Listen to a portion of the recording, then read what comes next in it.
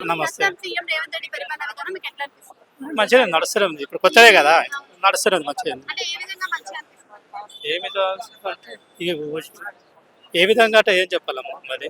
మీకు తేడాలు తెలుస్తాయి కదా, మరి కొంచెం పరిపాలన చూసిండ్రు మీరు, అసలు ఏ విధంగా మంచిగా అనిపిస్తుంది? అంటే 6 గ్యారెంటీలు పెట్టిండ్రు, ఇవన్నీ ఇప్పుడైతే మనకైతే 2 అయితే అమలు చేసిండు, ఇంకా చేస్తాడేమో అనుకుంటున్నాం. బడ్జెట్ లేదు అంటారు కాబట్టి మరి ముందు ముందు చేస్తారేమో ఆశిస్తున్నాం. అయితే ఇప్పుడు మార్పులు గమనిస్తున్నారు కదా, ఆయన 10 ఏళ్ల పరిపాలన చూసారు, ఈయనది వచ్చేసి సంవత్సరం పరిపాలన చూస్తున్నారు కదా, ఆయనకి తేడా అంటే ఏం చెప్తారు?